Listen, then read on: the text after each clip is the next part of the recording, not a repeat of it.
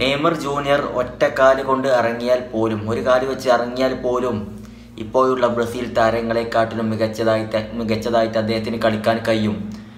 ആ ഒരു മത്സരത്തെക്കാട്ടിലും അല്ലെങ്കിൽ അവരെക്കാട്ടിലും മികച്ചതാണ് നെയ്മർ ജൂനിയർ ഒരു കാല് കൊണ്ട് ഇറങ്ങിയാൽ എന്ന് പറയുകയാണ് ഫിലിപ്പെ മെലോ, മുൻ ബ്രസീൽ താരമാണ് പറയുന്നത്. ഭയങ്കര ദേഷ്യപ്പെട്ട് ഭയങ്കര രൂക്ഷമായ രീതിയിലാണ് അദ്ദേഹം സംസാരിക്കുന്നത്. നമ്മളെ പലരും ആ വീഡിയോ കണ്ടതാ അല്ലേ. ഈ ഒരു ബ്രസീൽ vs അർജന്റീന മത്സര ശേഷമാണ് അദ്ദേഹം ലൈവിൽ വന്നിട്ട് കുറച്ച് കാര്യങ്ങൾ പറഞ്ഞത്.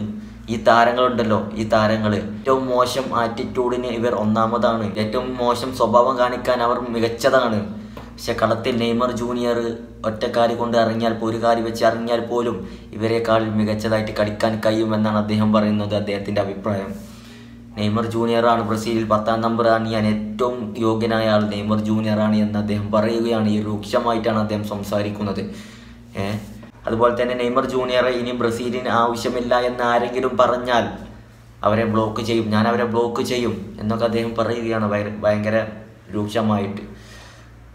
യൂറോപ്പിലെ മികച്ച ക്വാളിറ്റിയുള്ള അല്ലെങ്കിൽ ലോകോത്തര ക്ലബ്ബുകളിൽ കളിക്കുന്ന താരങ്ങളാണ്. റയൽ മാഡ്രിഡിലാണെങ്കിലും ബാഴ്സയിലാണെങ്കിലും ബ്രസീലിൻ്റെ ഫുൾ ലൈനപ്പ് ഒന്ന് എടുത്ത് നോക്കും, കംപ്ലീറ്റ്ലി ഫുൾ ലോകോത്തര ക്ലബ്ബുകളിൽ കളിക്കുന്ന താരങ്ങളാണ്, ക്വാളിറ്റി ഉള്ള താരങ്ങളാണ്, വമ്പൻ സാലറികൾ വാങ്ങുന്ന താരങ്ങളാണ്. പക്ഷേ ബ്രസീലിലെത്തുമ്പോൾ അവരുടെ പെർഫോമൻസോ അല്ലേ, ഇതൊക്കെ വെച്ചിട്ടാണ് പല ഇദ്ദേഹത്തിൻ്റെ കാര്യം മാത്രമല്ല, നിലവിൽ ബ്രസീൽ ഫാനായ ഓരോ ആളുകൾക്കും ഉണ്ടാവും ഇപ്പം നിലവിൽ ബ്രസീൽ ടീമിനെ കുറിച്ചും ബ്രസീൽ പരിശീലകനെ കുറിച്ചും ഒരുപാട് പറയാനുണ്ടാവും അല്ലേ, ഒരുപാട് പറയാനുണ്ടാവും. ഈ അർജന്റീനക്കെതിരെയുള്ള തോൽവി ഉൾപ്പെടെ. അതാണ് ഇപ്പോൾ ബ്രസീലിൻ്റെ ഒക്കെ ഒരു അവസ്ഥ.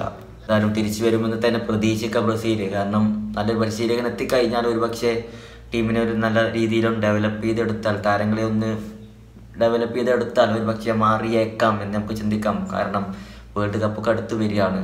ഇങ്ങനെയൊന്നും തട്ടിമുട്ടി പോയിട്ട് വേൾഡ് കപ്പിൽ ബ്രസീലിനെ കൊണ്ട് ഒന്നും ചെയ്യാൻ കഴിയില്ല. ഏതായാലും പരിശീലകനെ മാറ്റിയേക്കാം, അഞ്ചലോട്ടി വന്നേക്കാം എന്നുള്ള ന്യൂസുകളൊക്കെ വരുന്നുണ്ട്.